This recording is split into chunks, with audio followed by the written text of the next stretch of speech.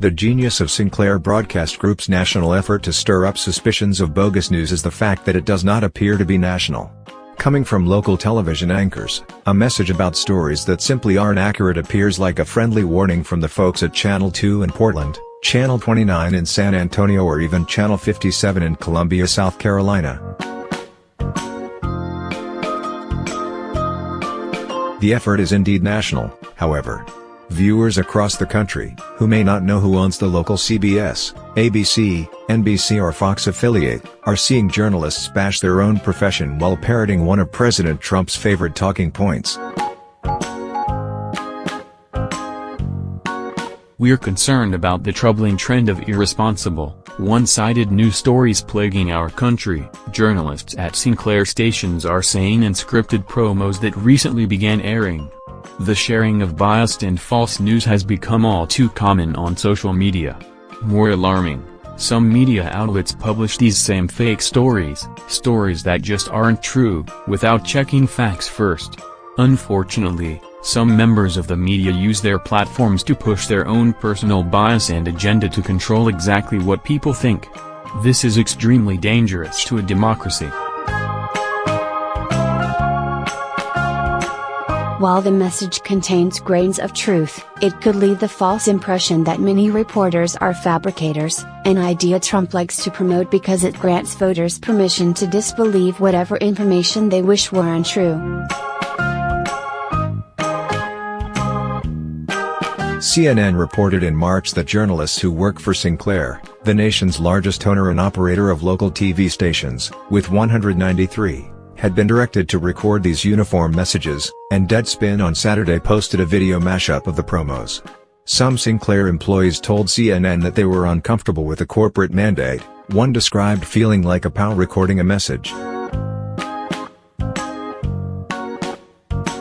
HBO's John Oliver ripped Sinclair's creepy message Sunday on Last Week Tonight, saying, "Nothing says we value independent media like dozens of reporters forced to repeat the same message over and over again like members of a brainwashed cult."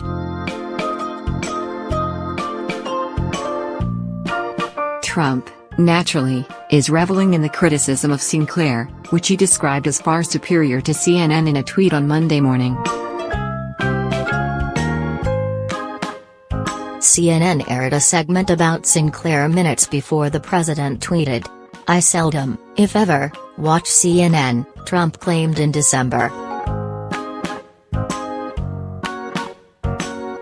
Individual Sinclair stations employ their own journalists to cover local news, but the company also centrally produces segments about national issues, sometimes with a clearly pro-Trump bent, that local stations must air.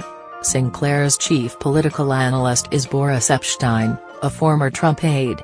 Stations are often required to broadcast Epstein's commentary.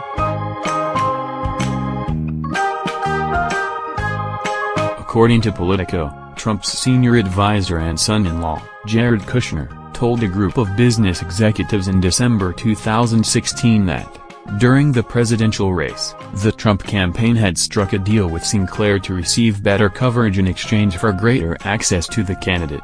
Kushner reportedly said the campaign figured it could reach more voters through local TV in certain battlegrounds than it could through national networks. Trump's team might have been right. A post-election survey by the Pew Research Center found that more voters said local TV was their main source of campaign news than said the same about CBS, ABC, NBC or MSNBC. Sinclair's already broad reach could expand with a $3.9 billion acquisition of Tribune Media's 42 stations.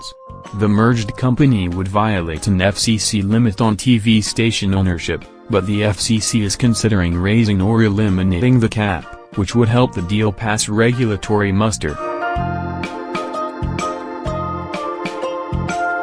In the future, Sinclair messages such as the one about fake news could air on dozens more stations.